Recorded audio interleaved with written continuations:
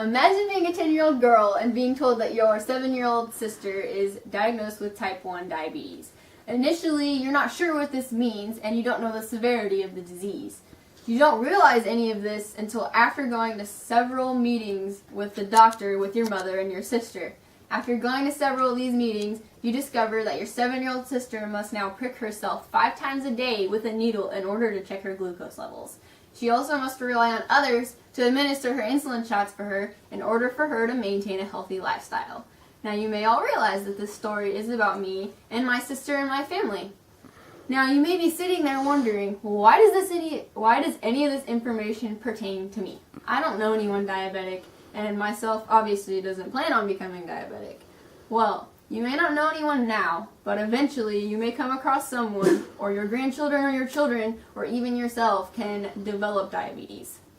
So, knowing the ins and outs of diabetes, the symptoms of diabetes, and the way to correct a sugar drop or a sugar spike is going to be very sufficient information for you in your life.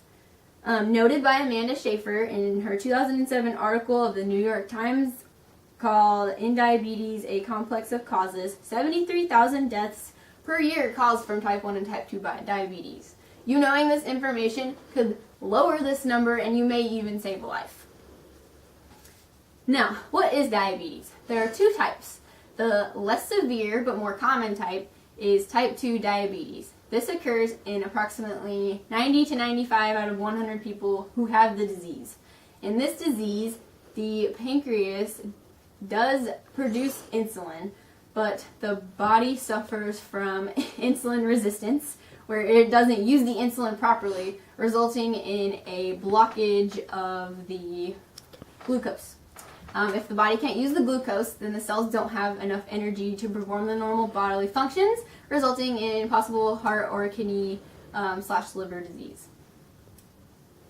Now, suffering from insulin resistance long enough will eventually lead to insulin deficiency.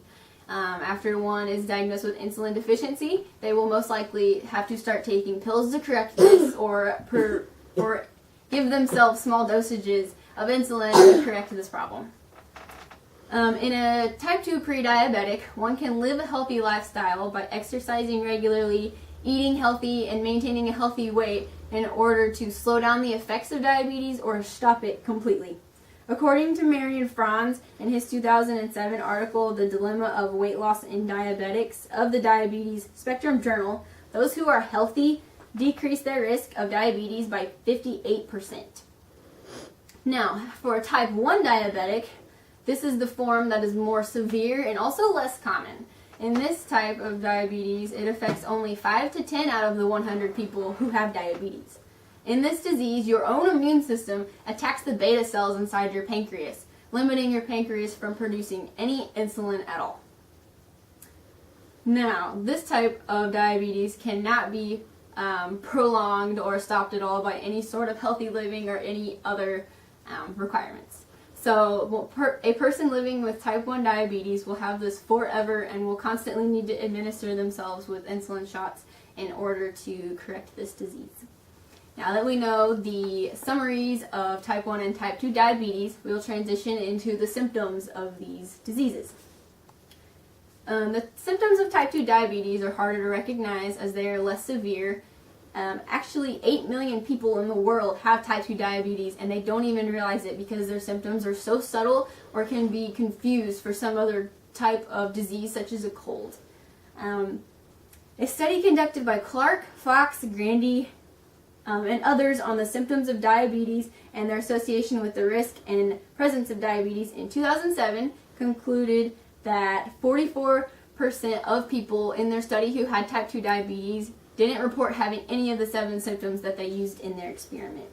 These symptoms consist of thirst, frequent urination, blurred vision, tingling in the extremities such as your hands and feet, etc.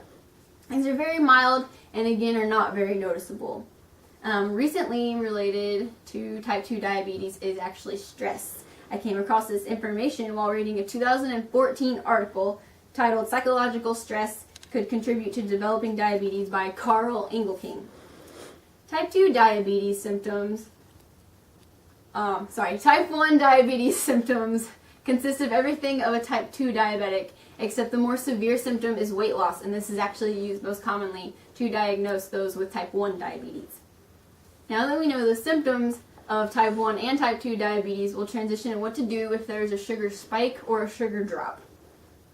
If the sugar drops mildly, the person with either type 1 or type 2 diabetes will begin feeling shaky, they'll have blurred vision, they'll sweat excessively.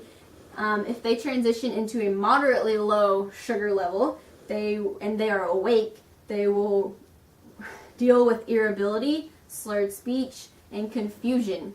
Now, in both of these scenarios, in order to correct this, you can provide a diabetic with warm Coke or varieties of candy.